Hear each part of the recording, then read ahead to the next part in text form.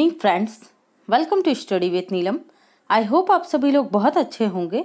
आज हम static GK का पार्ट जो हमारा लेक्चर चल रहा है उसका पार्ट 9 कंप्लीट करेंगे। इसमें मैंने स्टैटिक जीके की जगह दो ऐसे पोर्शन लिए हैं जो करंट में हैं और दोनों ही इम्पॉर्टेंट हैं।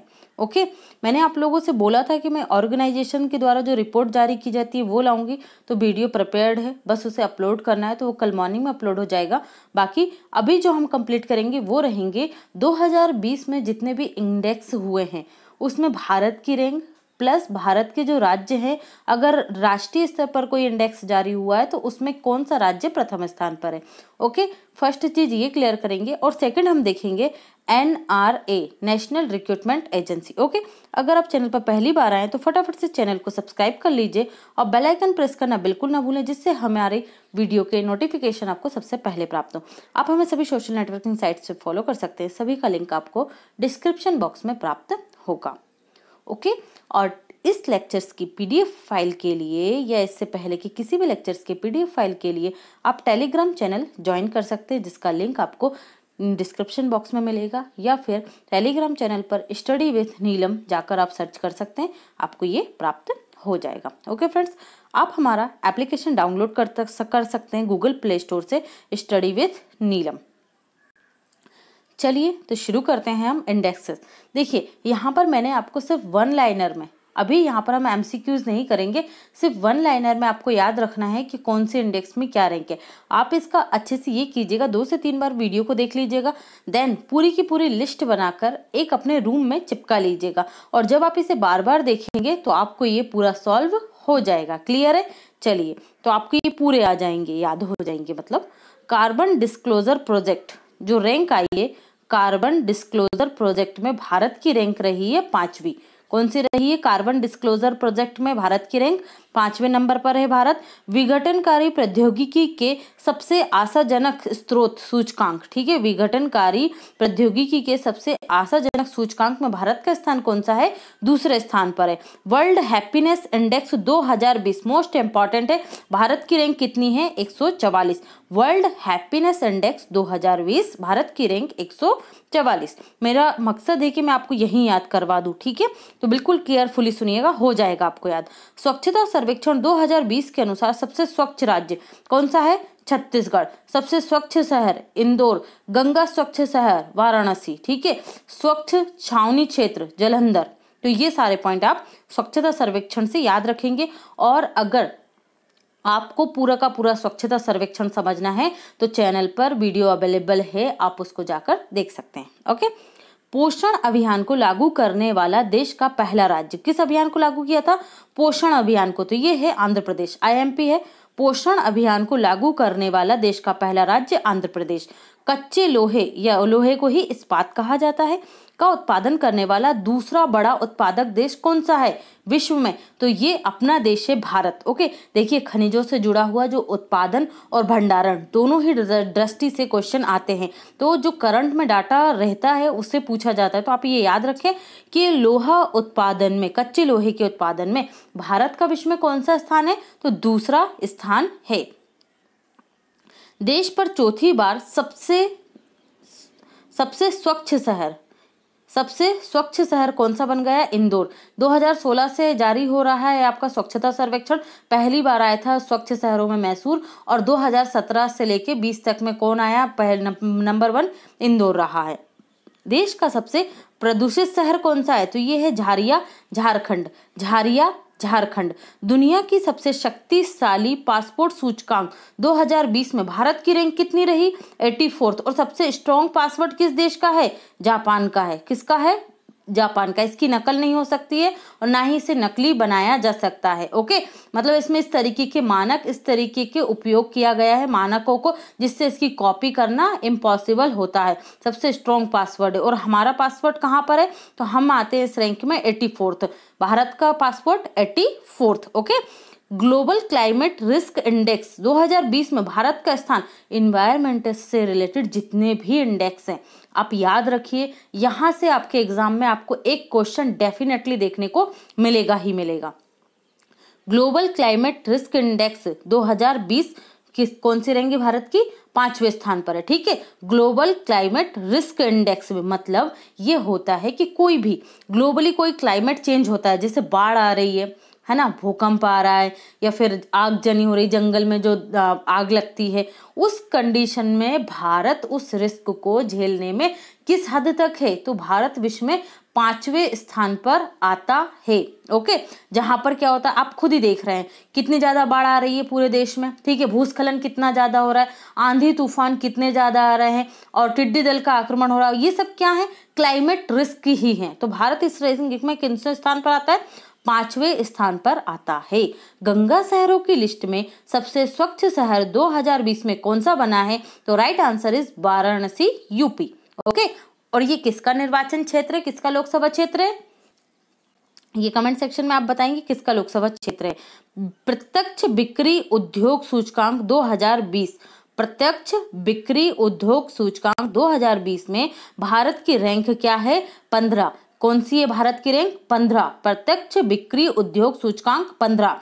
FIFA ranking most important, FIFA ranking 2020 में भारत का स्थान है 108, फीफा रैंकिंग भारत का स्थान है 108। सिप्री ये क्या करता है भाई, ये परमाणु हथियारों से जुड़े हुए या सैन्य खर्चे से जुड़ी हुई रिपोर्ट जारी करता है। सिप्री, सिप्री द्वारा जारी विश्व सैन्य खर्च 2019 के आंकड़ों के अनुसार, ठीक है, क्योंकि 2020 के आंकड़े तो अभी इकट्ठे होंगे जब 2020 खत्म हो जाएगा, तो 2019 के आंकड़ों के अनुसार भारत का स्थान विश्व में कौन से नंबर पर है, तो हम 3rd नंबर पर आते हैं।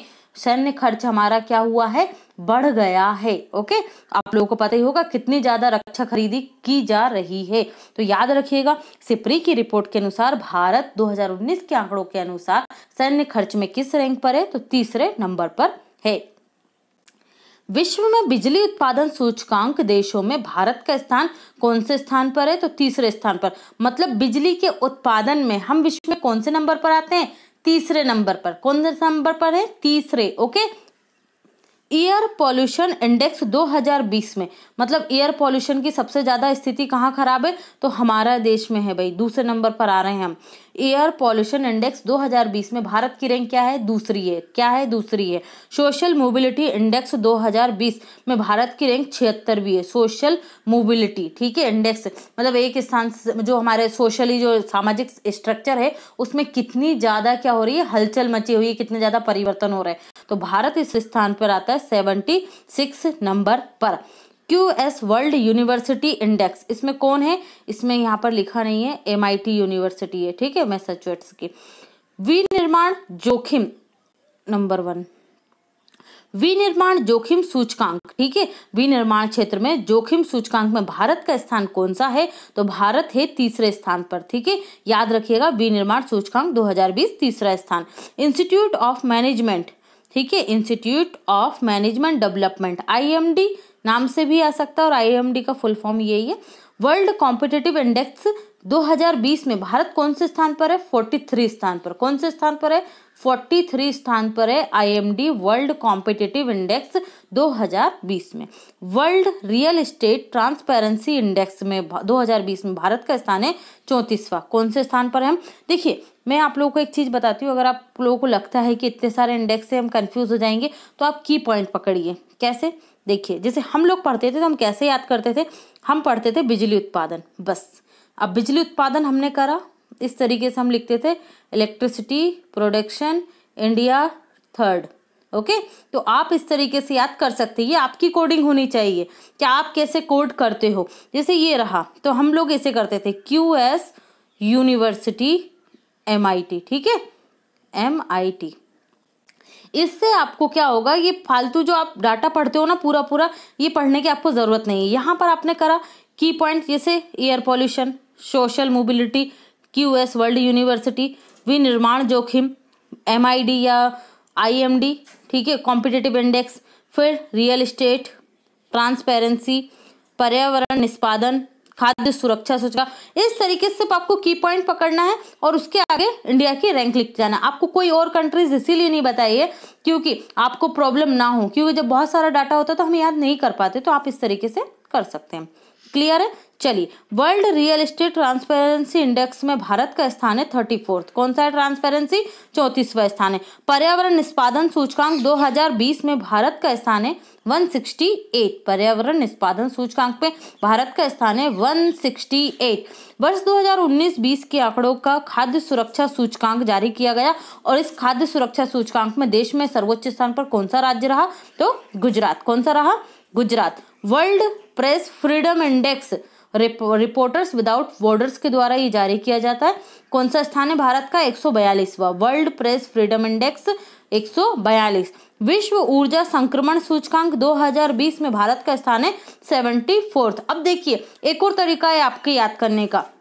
आप 70 वाली लाइन को पकड़ लीजिए, ठीक है। 70 वाली लाइन के जितने भी आपकी रैंक आई है इंडिया की, उसे याद कर लीजिए, उससे भी आपको याद करने में आसानी होगी। ओके, नेक्स्ट देखते हैं global gender gap index. Global gender gap index 2020 में भारत की रैंक रही है 112। देखिए, और किसी में भी भारत की रैंक 111, 112, 113 वाली लाइन है ही नहीं, सिर्फ किस में है? जेंडर गैप में है। तो यहाँ पर गैप आ रहा है 140 वाली लाइन में और 112 वाली लाइन में।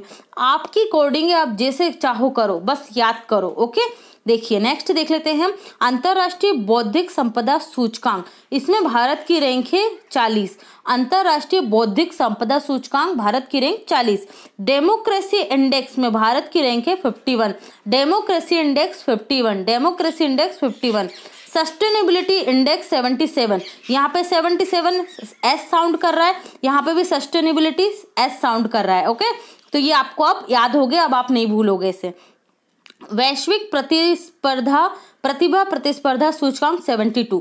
ठीक है, प्रतिस्पर्धा सूचकांक में भारत का स्थान कितना है? 72वां है। वैश्विक प्रतिभा प्रतिस्पर्धा सूचकांक 72। ये था हमारा इंडेक्सेस। और अब हम देख लेते हैं सीईटी कॉमन एलिजिबिलिटी टेस्ट और NRA national recruitment agency. Okay, इससे जुड़े हुए जो इम्पोर्टेंट पॉइंट है सिर्फ हम उन पे डिस्कस करेंगे, बाकी आप लोगों समझ जाओगे। केंद्र सरकार ने ग्रुप सी और डी भर्ती की सामान्य योग्यता परीक्षा के लिए किस एजेंसी के गठन को मंजूरी दी है? तो ये गठन किया गया है किसका? नेशनल रिक्रूटमेंट एजेंसी का, NRA का गठन किया गया है। तो ये NRA क्या करेगा? देखिए, केंद्र सरकार द्वारा नेशनल रिक्रूटमेंट एजेंसी का गठन किया गया। यह किस प्रकार की परीक्षा आयोजित करेगी? तो कैसी परीक्षा करेगी? एंट्रेंस एग्जाम लेगी आपका ये। ठीक है, किस किस का? RRB, IBPS, SSC, वित्त विभाग और वित्त सेवा विभाग की जितनी भी वैकेंसी होंगी उनका ये क्या करेगी? सिर्फ एक एंट्रेंस एग्जाम आयोजित करेगी और फिर आपको RRB की मुख्य परीक्षा अलग से देनी है, SSC की मुख्य परीक्षा अलग से देनी है और IBPS की भी मुख्य परीक्षा अलग से देनी होगी। नेशनल रिक्रूटमेंट एजेंसी निम्न में से कौन सी परीक्षाएं आयोजित करेगी? तो ये सभी आयोजित करेगी। RRB, IBPS, रेलवे, वित्त मंत्रालय के अंतर्गत आने वाली और वित्त सेवा विभाग के अंतर्गत आने वाली। ओके, अब हम यहाँ पर इसके कुछ की पॉइंट देख लेते हैं जो आपके लिए जानना जरूरी है। केंद्र सरकार के द्वारा बताया गया है कि लगभग 20 रिक्रूटमेंट एजेंसियां जो अलग अलग परीक्षाएं आयोजित करती थी या लेती थी। देखिए क्या है मुद्दा, अभी तक जो करोड़ों स्टूडेंट्स हैं फॉर्म फिल करते हैं तो उन्हें RRB का एग्जाम देना है तो उसके लिए फॉर्म अलग फिल करना पड़ता था, SSC का देना है तो उसके लिए अलग फॉर्म फिल करना पड़ता था, प्री हो मेंस हो, ठीक है, सभी जो लेवल होते हैं उस पर। तो अब क्या कर दिया गया है सरकार के द्वारा, एक कॉमन एजेंसी है, जैसे आपको पता है UPSC है, ठीक है, तो UPSC भी क्या करती है? एंट्रेंस एग्जाम लेती है, मेंस लेती है और इंटरव्यू लेती है, तीनों का काम वही करती है। लेकिन यहाँ पर क्या होगा, जो नेशनल रिक्रूटमेंट एजेंसी है ये कॉमन एलिजिबिलिटी टेस्ट क्या करेगी? कंडक्ट करेगी और इसमें क्या करेगी? ये एंट्रेंस एग्जाम लेगी। इसके खुद के क्या होंगे? सेंटर होंगे, इसका खुद का एक सिस्टम होगा, इसका खुद का एक इंफ्रास्ट्रक्चर होगा।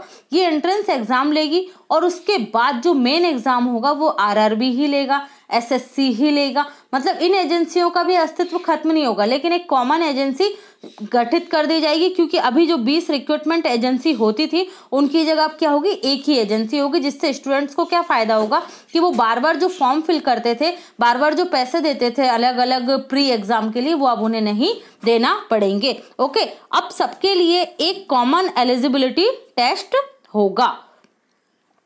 देश भर में लगभग 117 जिलों में NRA के सेंटर बनाए जाएंगे। 117 जिले होंगे देश के जहां पर नेशनल रिक्रूटमेंट एजेंसी के स्वयं के सेंटर बनेंगे। ओके, परमानेंट हो जाएगा।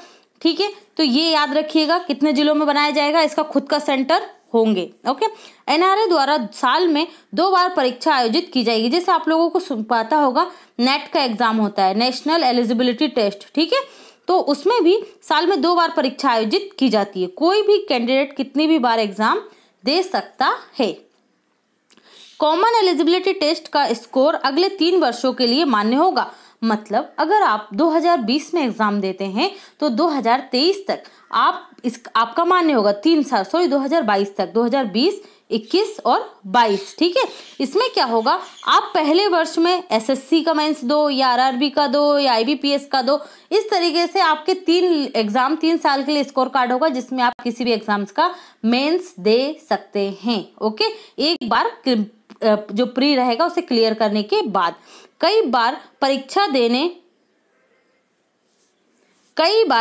देने पर सर्वोत्तम स्कोर उम्मीदवार का वर्तमान अंक माना जाएगा। देखिए, जैसे आपने 2020 में 5 बार एग्जाम दिया। ओके, तो आपका पहली बार में रहा 80, दूसरी बार में रहा 70, तीसरी बार में रहा 60 और नेक्स्ट टाइम पे रहा आपका 50। तो आपका जो सर्वोत्तम स्कोर क्या है, 80। तो इसे ही आपका वर्तमान अंक या स्कोर माना जाएगा और इसी के आधार पर आपको मुख्य परीक्षा के लिए चयनित किया जाएगा। ओके, कितने टाइप का टेस्ट होगा, तो 3 तरीके के टेस्ट होंगे। ग्रेजुएट लेवल पे होंगे, 12th बेस पर होंगे और 10th बेस पर भी होंगे। ठीक है, 10th पास करने वालों के लिए अलग अलग एग्जाम होंगे।